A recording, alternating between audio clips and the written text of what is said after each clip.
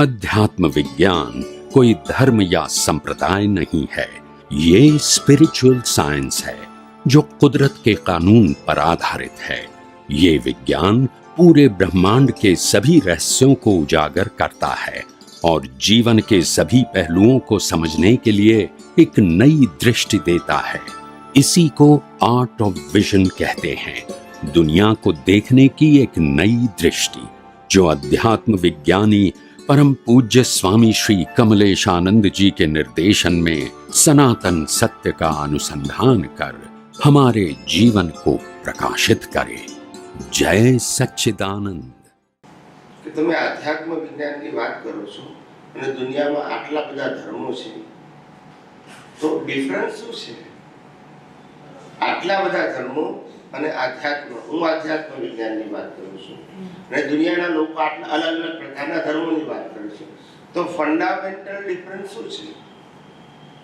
ત્યારે મેં કીધું કે દુનિયાના તમામ ધર્મો એક જ પ્રકારના ફોર્મેટ ઉપર ચાલે છે અને આધ્યાત્મ વિજ્ઞાન બિયોન્ડ ફોર્મેટ છે. શું છે?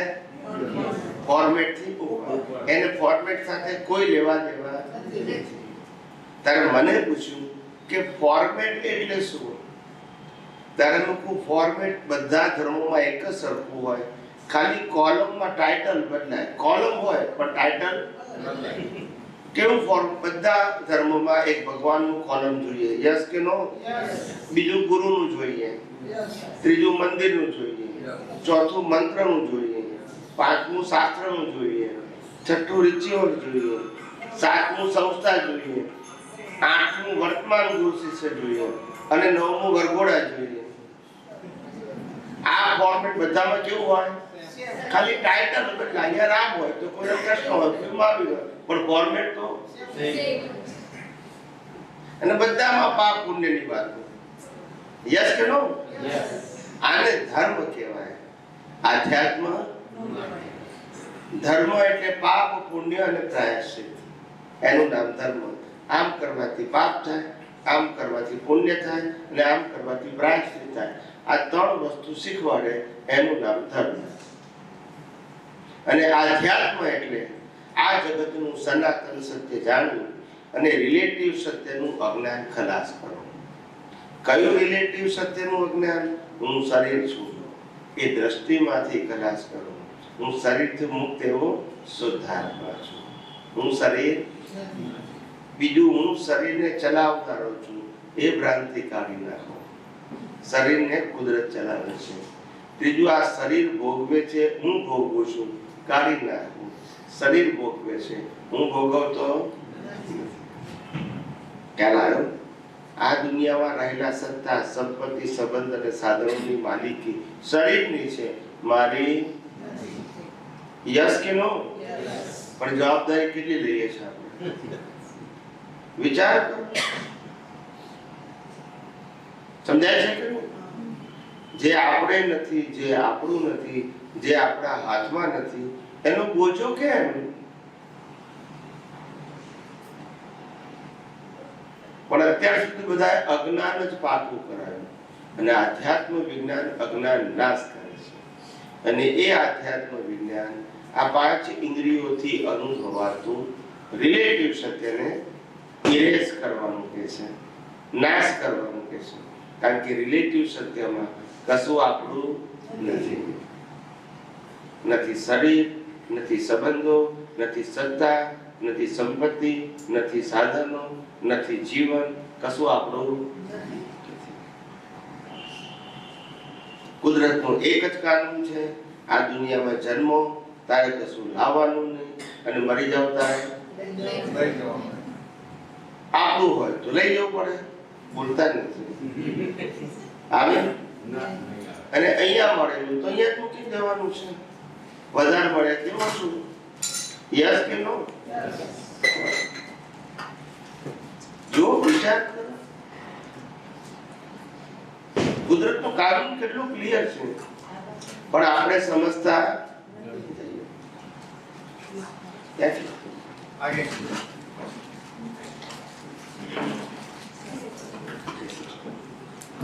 એટલે આપણે સમજતા નથી. અને કુદરતનો કાનૂન સનાતન છે, ધર્મનો કાનૂન સનાતન ના હોય.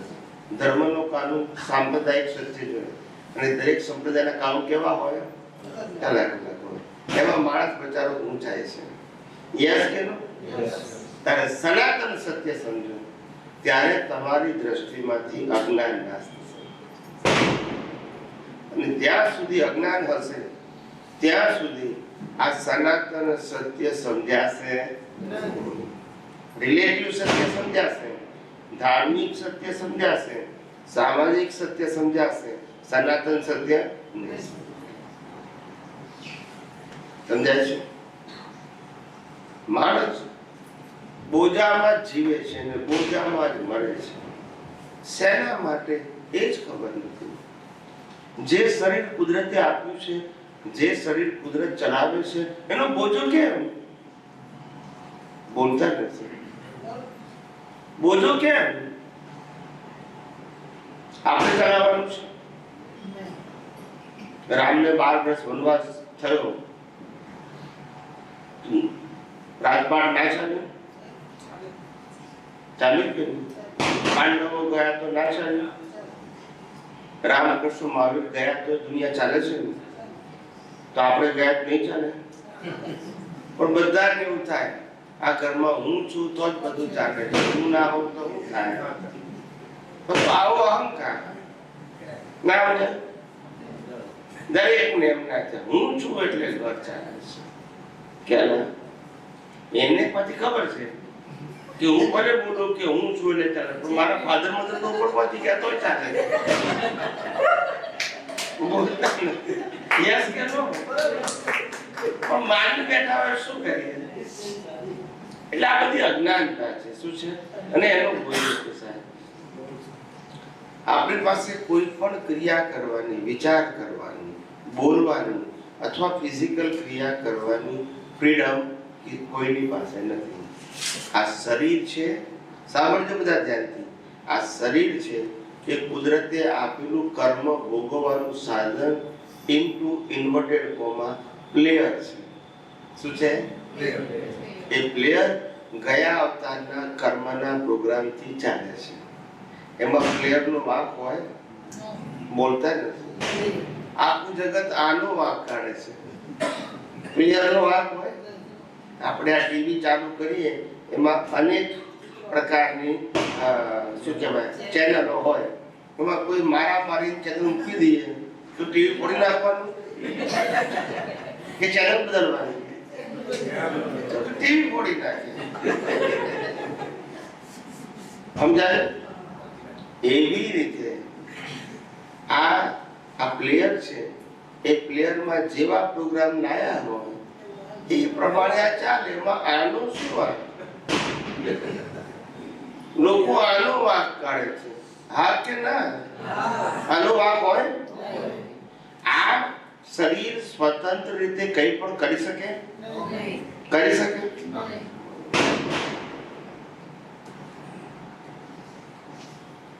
છતાંય બીજાની ભૂલો દેખાય. ક્યારે? કારણ કે અણસમજણ છે. શું છે? સાચી. મને ઘણા બધા કે સ્વામીજી તમે આ વર્લ્ડમાં ક્રાંતિ કરવા આવ્યા છો, તમે બધા જ ધાર્મિક સાંપ્રદાયિક વ્યક્તિઓની હવા કાઢી નાખી, તમે બધા ધર્મોને ફોર્મેટ કહી દીધા. આ હવા નીકળી ગઈ. બોલતા નથી. સમજાય? મને ઘણા બધા કહે છે કે સ્વામીજી અમે લોકો આખી જિંદગીમાં કરેલી ભૂલો માફી માગ કરીએ, એને ભૂલોને ઉખેડ કરીને જોઈએ, બરાબર છે, અને માફી માંગીએ અને શક્તિ માંગીએ, તો આ અમારો મુક્તિનો માર્ગ બરાબર છે? ત્યારે મેં કીધું તમે ભૂલો પ્લેયરને જોવો છો, બોલતા નથી. કોની ભૂલ? તમે પ્લેયરની જુઓ છો? પ્લેયરની ભૂલ હોય? ભૂલ તો પ્રોગ્રામમાં છે. પ્લેયરની ભૂલ હોય અને તમે તો પ્લેયરની જુઓ છો. આ પહેલી ભૂલ. પછી બીજી ભૂલ, કુદરત શું કહે છે? દાખલા તરીકે આજે 20 તારીખ થઈ, આજે 21મી ઓક્ટોબર 2022, બરાબર છે? એટલે 20મી ઓક્ટોબર 2022 અને પહેલાના સમય માટે આપણે મરી ગયા. યસ કે નો? બોલો. કુદરતે બી ભૂલી ગઈ તમારો હિસાબ. યસ કે નો? પણ માણસ ભૂલતો અને આ લોકો ધર્મગુરુ ભૂલવા દેતા. હવે કરવું આપણે ના, કુદરત તો ભૂલી ગઈ. કુદરત હવે 20મી તારીખ, 19 તારીખ કે 18મી ઓક્ટોબર 22ની ભૂલોનો ભોગવટો આપશે. બોલો, સમજાય છે? એટલે મેં આ વર્લ્ડમાં કીધું, જેને મોક્ષે જવું છે એને સામાયિક પ્રતિક્રમણ ના હોય, જેને ધર્મમાં આગળ વધવું છે, જેને પાપોથી બચીને પુણ્યના માર્ગે જવું છે, સારું લાઈફ જોઈએ છે, એના માટે બરાબર છે. પણ મુક્તિ માટે જરૂર નથી. મુક્તિ માટે અજ્ઞાન નાશ કરો. હું શરીર છું, હું શરીરને ચલાવું છું, એ અજ્ઞાન નાશ કરો. સમજાય છે? મન વચન કાયને સુધારવાની જરૂર નથી. મન વચન કાયને તો કુદરત ચલાવે છે, તમે કોણ સુધારી નાખો? સમજાય છે? આ અજ્ઞાન કાઢવું એ મુક્તિનો માર્ગ છે. સમજાય છે? મન વચન કાયને સુધારવું, બદલવું એ મુક્તિનો માર્ગ નથી. મન વચન કાયા કોઈના સુધરે નહીં. સુધરે? રામથી રાવણ ના સુધરે, નહીં તો રામાયણ ના થાય. અને કૃષ્ણ ભગવાન થી દુર્યોધન ના સુધરે, નહીં તો મહાભારત ના થાય. હા કે ના? તો બોલો. બોલો. રામ અને કૃષ્ણ થી સુધરે નહીં, પણ અહીંયા આગળ અત્યારે બેઠેલા બધા હસબન્ડ વાઇફ ને સુધારે, વાઇફ સાસુ વહુ ને સુધારે, વહુ સાસુ ને સુધારે, છોકરા મા બાપ ને સુધારે, મા બાપ છોકરા ને સુધારે. બોલો. એમને કીધું ગુરુ શિષ્ય ને સુધારે. વાત સાચી છે, પણ આપણા અધ્યાત્મ વિજ્ઞાનમાં કોઈ ગુરુ નથી અને કોઈ શિષ્ય નથી. સ્પિરિચ્યુઅલ સાયન્સ ની અંદર મંદિર, સંસ્થા, ગુરુ શિષ્ય, વરઘોડા હોતા નથી. સમજાય છે? તમારે જેટલા કાઢવા આવે એટલા કાઢે, પણ આધ્યાત્મ વિજ્ઞાન સનાતન સત્ય ઉપર આધારિત છે. એ રિલેટિવ સત્ય ઉપર આધારિત નથી. અને સનાતન સત્ય એટલે કાયમનું, સનાતન સત્ય એટલે કુદરતનું કાનૂન, અને સનાતન સત્ય એટલે જીવ માત્રને માને કે ન માને તો પણ લાગુ પડે. અને સાંપ્રદાયિક સત્ય તો માનો તો લાગુ પડે, ના માનો તો ના લાગુ પડે. એટલે કમ્પલસરી નથી. એટલા માટે જાણવું જરૂરી નથી. અને સનાતન સત્ય એટલા માટે જાણવું જરૂરી છે કે ન માનો તોય લાગુ પડે છે, માટે જાણવું જરૂરી છે. સમજાય? સમજાય? બાકી સંસારમાં એકબીજાને સુધારવા જ કરે છે. પરિવારમાં જોવું ને તો હસબન્ડ વાઈફ ને સુધારવા મહેનત કરે, વાઈફ હસબન્ડ ને, સાસુ વહુને સુધારે, વહુ સાસુ, મા બાપ છોકરાને સુધારે, છોકરા મા બાપને સુધારે. એકબીજાની વાહે પડ્યા છે. શું છે? મેં કીધું કોઈને સુધારવાની જરૂર નથી. દ્રષ્ટિ સુધારો. શું સુધારો? સમજાય છે? એક ભાઈએ ચશ્મા પહેર્યા તો ચશ્માનો ગ્લાસ લાલ કલરના ફિટ થઈ ગયા. એટલે દુકાનદારે ફિટ કર્યા. તે ચશ્મા પહેર્યા પછી બધું લાલ દેખાય. કેવું દેખાય? એટલે એમને લાગ્યું કે હવે આ મારે દુનિયાને કલર ચેન્જ કરવો પડશે, દુનિયાનો કલર. પછી પેલા દુકાનદારે કીધું દુનિયાનો નહીં, તારા ગ્લાસનો કલર ચેન્જ ના સમજે. આ દ્રષ્ટિ બદલવાની કે દુનિયા બદલવાની? સમજાય છે?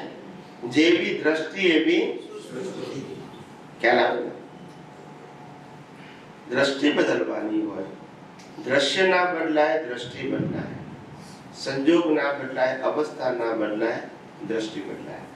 સમજાય છે? અને દ્રષ્ટિ બદલાય તો કામ થાય. દાદા ભગવાનનું એક સૂત્ર છે, સૂત્ર નંબર 4186 4186 એમાં દાદા ભગવાનના ફોટા હાથેનું સૂત્ર છે. પ્રતિક્રમણ સેના કરવાના કે આપણા વિપરિણામને લીધે આ સંજોગ ભેગા થાય છે, તે પ્રતિક્રમણથી પૂછાઈ જાય. ખરી રીતે દરઅસલ સાયન્ટિસ્ટને પ્રતિક્રમણની જરૂર જ નથી. આ સાયન્સ સમજાય તો પ્રતિક્રમણની જરૂર નથી. આ તો લોકો ભૂલ થાપ ખાઈ જાય તેથી અમે આપેલું.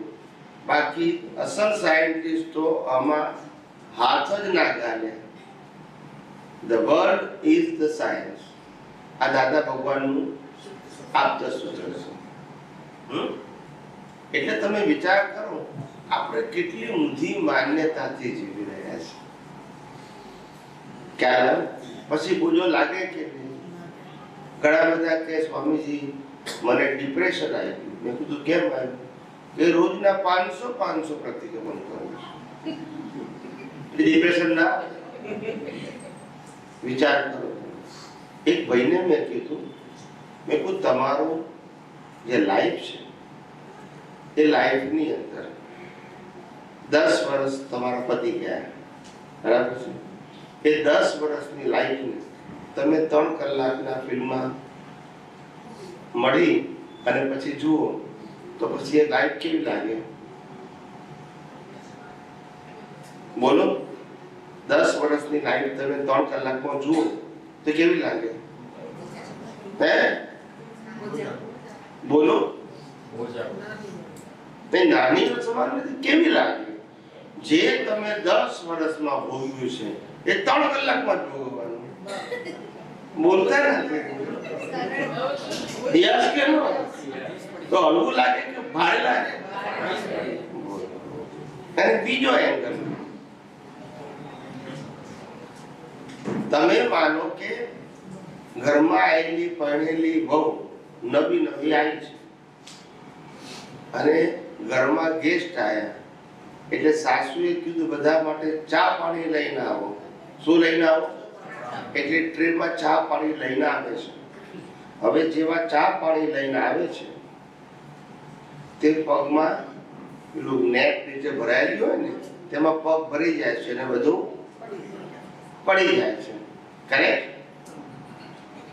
એટલે સાસુએ વહુને ઠપકો આપ્યો કે જરા જોઈ ચાલવું જોઈએ ને. તો સાસુ બહુ એક્સેપ્ટ કરે કે ના કરે? એને જાણી જોઈને ના કર્યું હોય તો યસ કે નો? કોઈ જાણી જોઈને તો ના કરે ને, પણ થઈ ગયું છે એનાથી અને માટે કીધું તો પણ એ સ્વીકારી લે કે નહીં? સ્વીકારી લે. પણ આ ભૂલ માટે 10 વખત ઠપકો આપે તો બોલો નહીં, બોજો નહીં, પછી રિએક્શન થાય કે બોલો? અહીંયા ખબર પડે છે કે એક ભૂલની માટે એક જ વખત આપણે એક્સેપ્ટ કરવાનું હોય, પણ આ પ્રતિક્રમણ તો એક ભૂલના 1000 વખત કરે છે. પછી ડિપ્રેશન ના આવે તો શું આવે? બોલતા નથી. યસ કે નો? અહીંયા 10 વાર કે તોય તમે ભવા ચડી જાય છે. તો આ તો હો વખત વાગે છે. તો પછી આનું શું થાય? છટકે કે ના છટકે? ત્યાં ડિપ્રેશન એના આવે છે. સમજાય? કયો રોગ ને કઈ દવા? સમજાય છે કે નહીં? એટલે આપણે કીધું કે જે દિવસ માટે તમે મરી ગયા એને યાદ કરવાની જરૂર નથી. કુદરતે ભૂલી ગઈ છે. યસ કે નો? પણ પછી કેટલાક લોકો એવું કહે કે સ્વામીજી કોઈ પાછલી વસ્તુ યાદ ન કરીએ પણ આવે તો એની મેતે, તમે આની મેતે આવે તો કશું વાંધો નહીં, કુદરતી રચના જોવી અને આપણે શુદ્ધ આત્મા છે, વાંધો શું છે? યસ કે નો? જ્યારે ભૂલ કરી હતી ત્યારે તો ભોગવી હતી. અત્યારે શું છે? અત્યારે ભોગવવાની જરૂર છે? આવી રીતે માણસનું સરળ જીવન બોજાવાળું થઈ ગયું. શું થઈ ગયું? મને એ ખબર પડતી નથી કે તમને એ કેમ સમજાતું નથી કે પ્રકૃતિ તમે છો, પ્રકૃતિને તમે ચલાવનારા છો, તો બોજો કેમ?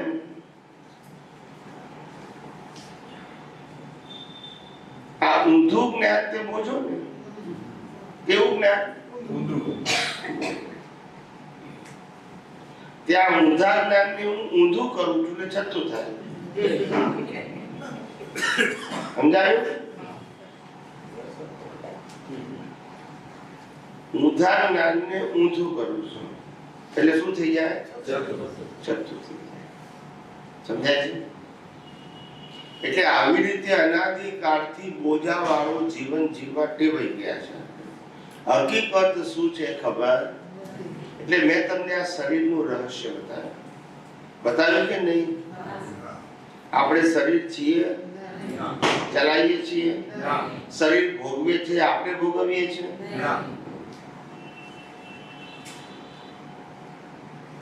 સમજાય છે?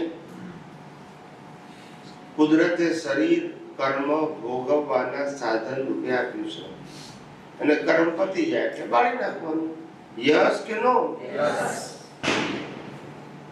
હવે આપણે શરીર નથી, આપણે ચલાવતા નથી, પછી બોજો કેમ? હું કરું એ આ અજ્ઞાનતાનો બોજો છે. સમજાય છે? એક શ્વાસ લેવાની સ્વતંત્ર શક્તિ કુદરતે કોઈને નથી આપી. સમજાય છે? પણ સાચું સમજાતું નથી, એની આ દશા છે. અમે આ છેલ્લા 25-30 વર્ષથી આ વિજ્ઞાનની વાતો કરીએ છીએ. 10-15 વર્ષથી વધારે વાતો કરીએ છીએ. આખા વિશ્વના ફલક ઉપર વાતો કરીએ છીએ. હવે લોકો સ્વીકારતા થયા, સાયન્ટિસ્ટો સ્વીકારતા થયા, ધર્મગુરુઓ સ્વીકારતા થયા. સનાતન સત્ય બધાએ સ્વીકાર કરવો પડશે, કારણ કે સનાતન સત્ય કોઈ વ્યક્તિનું હોતું નથી. એ કુદરતનું હતું, કુદરતનું છે અને કુદરતની પાસે જ રહેશે. તમે અનુભવી શકો, બનાવી શકો એમ આ કુદરતનું જે કાનૂન છે, સનાતન સત્યનું વિજ્ઞાન છે, એ હું અનુભવ કરીને તમને કહું છું. પણ આ વિજ્ઞાન મારું અને હું જે વિજ્ઞાન કહું છું એનો તમારે અનુભવ કરવાનો છે, મારા મન વચન કાર્ય કરવાનો. માટે અહીંયા ગુરુ શિષ્ય પ્રશ્ન નથી. સમજાય છે? હા કે ના? મને ઘણા બધા કે સ્વામીજી આટલું સુંદર વિજ્ઞાન સમજાવો છો એટલે અમે તમને ગુરુ માનીએ છીએ, તમે કેમ શિષ્ય માનતા નથી? ના, મેં કીધું ઘરમાં 6 જણા હોય ને, મા બાપ, પતિ પત્ની અને 2 બાળકો, 6 જણા હોય, એનાથી કંટાળીને તો સાધુ થયો અને પછી અહીંયા 600 વરગાડવાનું. પોતાના માનતા નતા, પારકા માનશે. તમારા દશા પ્રાપ્ત થાય કે બે?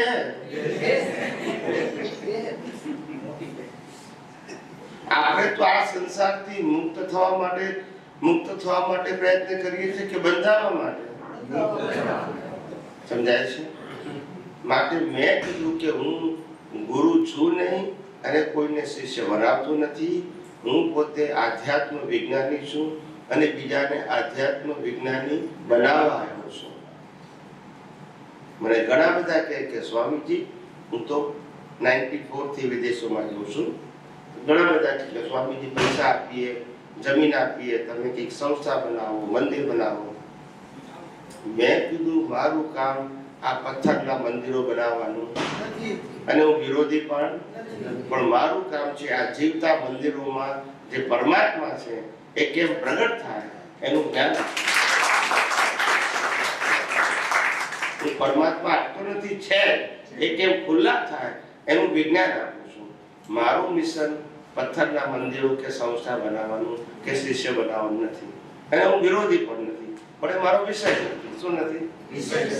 ખ્યાલ? એ બધું બોજા વાળું છે. શું છે? ઘરના 2 તો માનતા ના હોય, 12 શું કરવાનું? ના સમજાય? હવે આપણે કે બાપજી તમારી દશા કેવી છે, બાપજી અંદરથી કે કહેવા જેવું નથી. તમારે તો 4 છે, મારે તો 400 છે, માટે બોલવા જેવું આચું ખોટું, આચું ખોટું બોલું સાહેબ.